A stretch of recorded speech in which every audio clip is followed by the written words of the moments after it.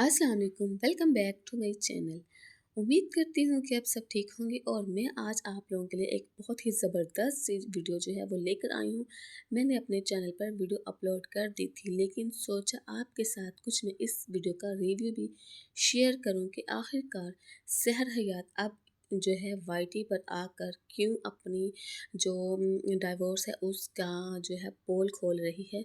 ये बात आप पहले भी तो बता सकती थी, लेकिन अब जो कि सहर हयात के जो एक्स हस्बैंड थे, उन्होंने सहर हयात के बारे में बहुत ही गलत बातें जो है वो यूट्यूब पर आकर बताई हैं, जिसकी वजह से सहर जो है वो गुस्से से जो है लाल पीली हो चुकी है और सहर हयात को समझ नहीं आ रहा था कि वो क्या करे। तो फिर उन्होंने एक जो है रिएक्शन वीडियो दे डाली और साथ ही साथ उन्होंने ये भी कहा है कि ये मेरी लास्ट वीडियो है, इसके बाद मेरी कोई वीडियो नहीं आएगी।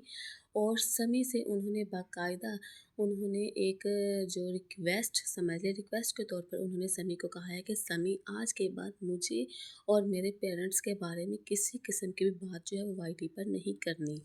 और साथ ही साथ आप लोगों से एक हम्बल रिक्वेस्ट है कि मेरे चैनल को लाजमी सपोर्ट करें, चैनल को सब्सक्राइब कर दें, लाइक कर दें एंड शेयर करें।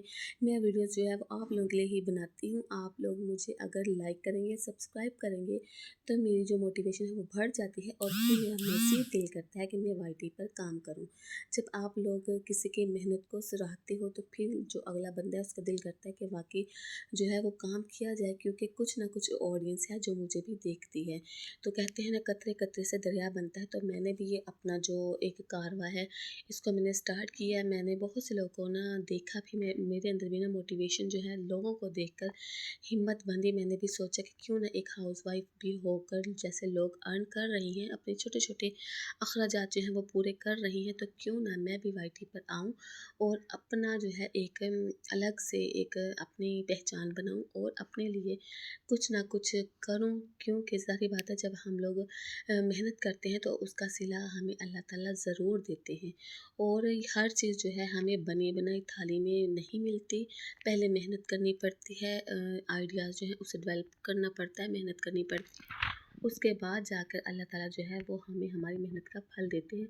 और जब हमें हमारी मेहनत का फल मिल जाता है तो वो इतना लाजवाब और इतना शानदार होता है कि हमें फिर जो हमने मेहनत की होती है ना, उसकी जो हमने अपनी नींदें ख़राब की होती हैं, अपना जो टाइम टेबल है उसको डिस्टर्ब किया होता है, जो अपने ज़ाहिर बात है अपने आप को ख़त्म करके जो हम मेहनत करते हैं, फिर वो चीज़ें ना एक मैन्यू नहीं रखती, क्योंकि फिर हमें होता है कि हमें अल्लाह ताला ने इसके बदले में बहुत कुछ दे दिया है। तो जी, यहाँ पर मैं बच्चों को, कुछ बच्चे ट्यूशन के आए हुए थे, उनको मैं साथ-साथ जो है पढ़ा रही थी। फिर मैंने साथ उनका एक क्लिप भी शूट कर लिया। और सबसे मेरी ना यही रिक्वेस्ट है कि चैनल को लाज़मी सब्सक्राइब कर दीजिएगा। आप लोग भी मन्नात कम आप वक़्त में भी एक इधर अच्छी इधर अर्निंग मेडिसिन अपनी पिलाओ। अर्निंग कर सकते हैं। तो आप लोग आओ अपने मेडिसिन आप पिलाओ। को इस काबिल कर सकते हैं कि किसी के आगे हाथ ना फैलाना पड़े। आप लोग खुद इस काबिल हो सकते हैं। यहाँ वाईटी पे जितने भी लोग आते हैं वो बहुत वेल एजुकेटेड नहीं होते। हम देखते हैं बहुत बड़ी सेलिब्रिटीज़ को कि पता नहीं वो कितना पढ़े लिखे हैं, पता नहीं इसलिए उनका जो चैनल है वो ग्रो हो गए हैं। पता नहीं उनके पास कैसा जादू का कोई वो कहते हैं ना जादू शो मंत्र है उनके पास, कि शायद उन्होंने कोई जादू किया है और वो रातों रात उनके जो सब्सक्राइबर हैं वो गेन हो गए हैं, व्यूज़ बढ़ गए हैं। ऐसा कुछ भी नहीं होता जी। ये जो यूट्यूब है ये किसी की बाप दादा की जागीर नहीं है। यहाँ पर वो ही इंसान जो है वो आगे बढ़ सकता है जो मेहनत करेगा, और जो मेहनत करता रहता है उसे एंड पर उसका फल लाजमी मिलता है। तो मैंने भी अपना एक छोटा सा जो है वो सेटअप स्टार्ट किया है और उम्मीद करती हूँ कि जो लोग मुझे देखने वाले हैं वो मुझे लाजमी सपोर्ट करेंगे। इससे पहले भी मैंने ना 3 से 4 चैनल जो हैं वो मैंने बनाए थे एज़ अ डेमो के तौर पर। जब मैंने वो चैनल बनाए, मुझे कुछ शौक भी था चीज़ों को ना एक्सपेरिमेंट करने का, तो मैंने बहुत से चैनल बनाए, फिर मैंने उन पर एक्सपेरिमेंट किए। कुछ मैंने कार्टून के चैनल बनाए, कुछ मैंने ये व्लॉगिंग का बनाया, लेकिन वो मेरा रन अप नहीं हुआ। फिर खैर मैंने छोड़ दिया, वो डिमोटिवेट हो गई। मैंने कहा नहीं भाई, पता नहीं वो कौन से इंसान है जो इस चीज़ से ना मतलब अर्न कर रहे हैं, या जो वाईटी को चला रहे हैं। भाई मुझसे ये नहीं होता। लेकिन फिर जैसे जैसे आहिस्ता आहिस्ता फिर मैंने लोगों को देखना स्टार्ट किया फिर मुझे मोटिवेशन फिर दोबारा मिली कि नहीं दोबारा जो है अपने काम को कंटिन्यू करना चाहिए।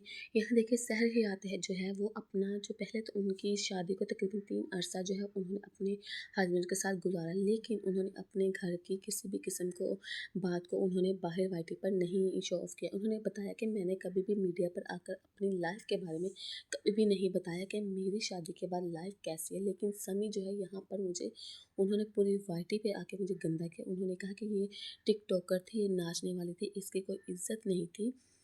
इस वजह से मैंने इसके साथ शादी की है कि इसको एक घर मिल जाए, इसको एक इज़्ज़त मिल जाए, लेकिन ये इज़्ज़त के काबिल भी नहीं है।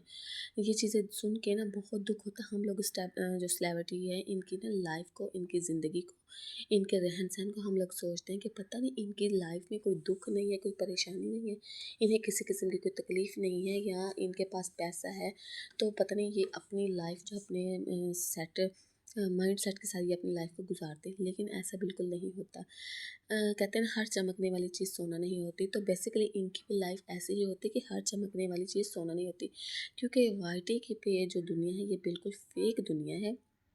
यहाँ कुछ भी रियल नहीं है। सब लोग व्यूज़ के चक्कर में एक दूसरे को नंगा कर रहे हैं, एक दूसरे को आकर गाली गलौज कर रहे हैं।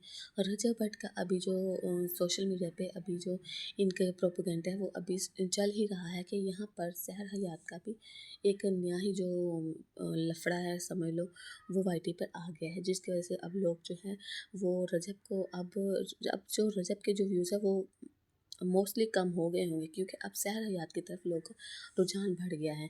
तो ये चीज़ कितनी गलत है कि एक इंसान आपसे शादी करे, आपके जो घर में है वो आपकी इज़्ज़त करे, आपको यहाँ तक कि वो आपको कमा कर भी दे, एज़ अ वाइफ़ के तौर पर वो आपको कमा कर भी दे रही है, आपके एक बच्चे की वो माँ भी है।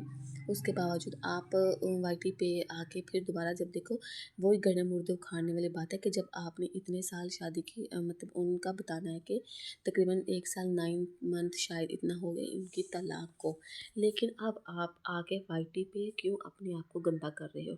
जब आपने अपनी वाइफ को तलाक दे दी है, आपकी डिवोर्स हो चुकी है, आपका मामला बिल्कुल रफ़ा दफ़ा हो चुका है, किसी किस्म की भी आपकी अब वो आपकी जो वाइफ है वो आपके काबिल है ही नहीं। अब वो मतलब वो एक नामहरम है, ठीक है? फिर आप आकर वाईटी पे अपनी वो ही वाइफ को आकर गंदा करो, गड़े मुर्दे उखाड़ो, तो ये कहाँ का इंसाफ है। और ना मैं अगले दिन ना सोच रही थी, मैं अपना पॉइंट ऑफ व्यू आप लोगों के सामने रखती हूँ। अगले दिन मैं ना ऐसे बैठी हुई थी अकेली ना, तो मैं काम वगैरह से जैसे मैं फारिग हुई, मैं अकेली बैठी हुई थी, बैठे बैठे ना मैं सोच रही थी। मैंने ना एक दो वीडियोस देखी, मैंने कहा जिसकी भी ना सोशल मीडिया पर आकर शादी हुई है, टिकटॉकर्स हैं, यूट्यूबर्स हैं, लेकिन उनका जैसे ही एक एक बेबी होता है, जैसे किसी का बेटा हो गया, किसी की बेटी होगी, जैसे ही उनका एक एक जो है बेबी वो पैदा हो जाता है ना, तो उनकी बाद में सेपरेशन हो जाती है। वाई? मुझे ये चीज़ की समझ नहीं आई कि यार तुम लोग पहले ही अगर सेपरेशन तुम लोगों ने करनी है तो तुम लोग अपना बेबी होने से पहले कर लो, ठीक है? तुम लोग एक एक बेबी साथ लेके अपने जो लाइफ है उसको बाद में सेपरेट कर लेते हो, तो यहाँ पर फिर आप जो मर्द है उसे भी औरत मिल जाएगी, जो औरत है उसे भी मर्द मिल जाएगा। लेकिन यहाँ पर जो ज़लील होगा, जो पूरी ज़िंदगी के लिए जो एक कहते हैं ना कि नाकाबिले बर्दाश्त दुःख है, वो किसके लिए हो जाएगा? वो जो आप लोग की औलाद हुई उसके लिए होगा। पता नहीं ये चीज़ वाईटी पे जो लोग बैठे हैं, टिकटॉकर हैं, यूट्यूबर्स हैं, या जिनको थोड़ा-सा फ़ेम मिल जाता है, वो समझते हैं कि भई ये दुनिया जो है ना, ये हमने फ़तह कर लिया, पता नहीं अब हमें फ़ेम मिल गया है, हमारे पास बहुत कुछ है ये वो। तो वो ये चीज़ पता नहीं क्यों नहीं समझते कि जो उनकी आगे औलाद आई है, उनकी ज़िंदगी आप लोग ख़राब कर देते हो, सिर्फ़ इसी चक्करों में। देखिए, अगर आपको अपनी जो वाइफ़ है या अपना जो हस्बैंड है वो नहीं पसंद, ठीक है? क्योंकि ये जो टिकटॉक पे, यूट्यूब पे कोई भी बंदा, जो लड़की है, लड़का है, वो शादी करता है, ये हो ही नहीं सकता कि वो पहले से एक-दूसरे को ना जानते हों। हर इंसान एक-दूसरे को जानता होता है, जानता है, दोस्त ये होते हैं, फिर जाकर आप लोग शादी करते हो। उसके बावजूद भी आप लोगों ने जो है अपने साथ, अपने बच्चों के साथ गलत कर लेते हो। ये बहुत गलत बात है। अब आप लोग सहर की ज़ुबानी ही सुन लें कि सहर के साथ क्या-क्या बीती है उनकी लाइफ में, वो भी शादी के बाद। बर्दाश्त कर सकती, मुझसे नहीं हो रहा। एक औरत आपके घर का रेंट पे कर रही है, आपके घर में राशन, आपके भाई की यूनिवर्सिटी की फीस दे रही है, आपको खर्चा दे रही है, आपके घर वालों पेरेंट्स को भी दे रही है, सब कुछ कर रही है, आपके रिलेटिव्स को दे रही है, सब कुछ कर रही है, वो गालियां नहीं सुन सकती। इतना मैं फरिश्ता नहीं हूं, मैं नहीं सुन सकती थी गालियां, ठीक है? मेरी बच्ची को उठा के, जिस बच्ची के लिए आज कह रहे हैं ना, मेरी बच्ची की याद आ रही है, झूठे पे खुदा की लानत जो झूठ बोले। मेरी बच्ची को इस तरह गोद में उठाया था और मुझे इतनी गंदी गालियाँ मेरी माँ का नाम लेके दी जाती थी, इतनी गंदी कि मेरी बेटी, इनकी आवाज़ इतनी ऊंची थी, पूरा मोहल्ला सुनता था, मेरी बेटी ट्रॉमेटाइज हो जाती थी। मैं ऐसे करके बैठी, अच्छा मेरी कुछ नहीं कहती, मेरी बेटी दे दो, मेरी बेटी दे दो। मैं इस तरह लिटरली इनके सामने बैठी हूँ, मेरी बेटी एक दफ़ा मुझे पकड़ा दें, मेरी बेटी पकड़ा दे। मुझे कहते थे एक शर्ट पे, इन्होंने मुझे कहा मैं तुम्हें एक शर्ट पे जो है अलग रख लूँगा। ये बात मुझे बताते हुए मुझे रोना भी आ रहा है, लेकिन मैं रोऊंगी नहीं। मैं सिंपैथी लेने किसी की भी नहीं आई कि मैं रोऊं, मुझे सिंपैथी मिले। लेकिन मेरा अल्लाह गवाह है, मेरे अल्लाह की अदालत में जब ये बातें रखूंगी ना मैं, तब मैं इन सबको पकड़ूंगी जितने सब सच्चे बने, मैं बहुत अच्छे बने। मैं इन्होंने मुझे कहा सबके सामने, मेरे पेरेंट्स के सामने, अच्छा तुम्हें अलग रखना है, ठीक है, एक शर्त पे रखूंगा, मेरे पैर का अंगूठा अपने मुंह में डाल के 20 मिनट बैठी रहो सहर, मैं तुम्हें अलग रख लूंगा। आप यकीन करें, मेरी अगली बात पता क्या थी? मेरी अगली बात ये थी, अल्लाह की कसम खाया मुझे अलग रख लेंगे, मैं डाल लूंगी अंगूठा। मुझे रोना आ गया।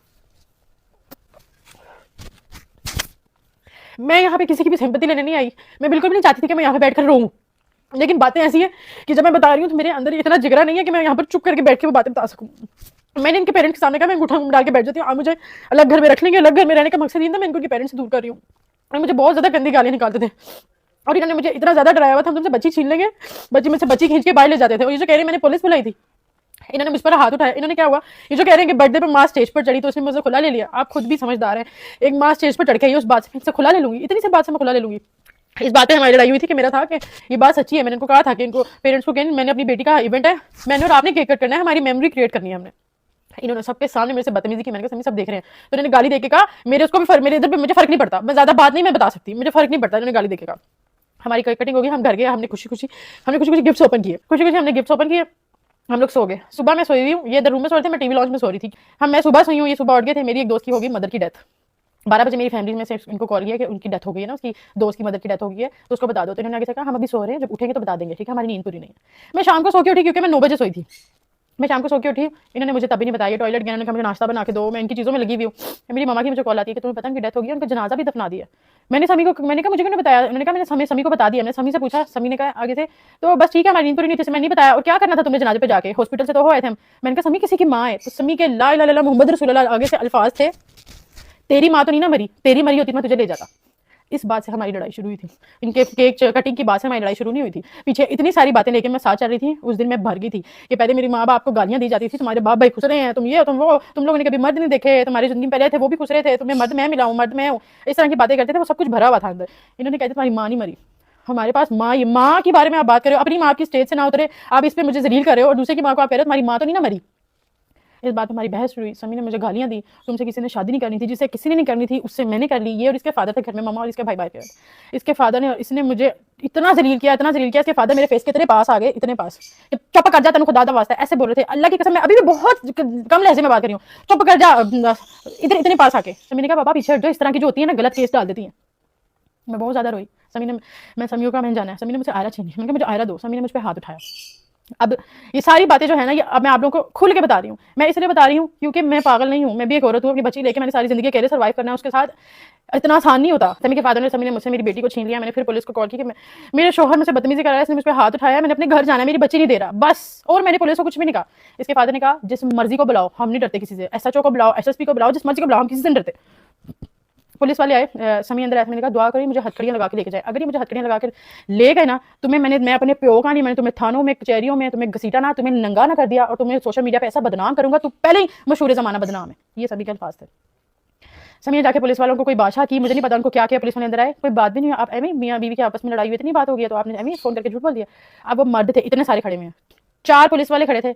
समी के अब्बू थे, समी का भाई था, समी की अम्मी भी आ गई थी। समी उनको कह रहा था ला इलाहा इल्लल्लाह मोहम्मद रसूलुल्लाह। समी साहब पुलिस वालों को कह रहे थे आपको नहीं पता ये सड़क छाप होते हैं मेरी माँ को बीच में, ठीक है, इनका काम है इस तरह की हरकतें करना, ठीक है, इसको तो किसी ने शादी नहीं करनी थी, तो मशहूर जमाना बदनाम औरत है। सर आपको नहीं पता, मैंने तो शादी करके इज्जत दी है, इधर से कोई नहीं जाएगा। पुलिस वाले उसके साथ में कार्ड नहीं खेलती, मैंने वुमेन कार्ड खेलना होता जब मैं खुला लेकर आई थी, और जिस दिन मैंने पुलिस बुलाई थी मैं उस दिन वुमेन कार्ड खेल सकती थी।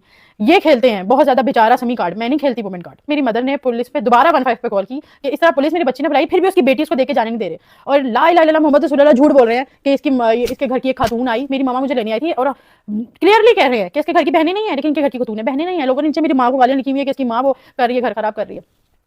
मेरी माँ ने बिल्कुल भी नहीं कहा जेवर निकालो, ये निकालो। मेरी मामा बस आई है, मेरी मामा ने एक लफ्ज़ कहा है तुम बहुत लालची इंसान हो।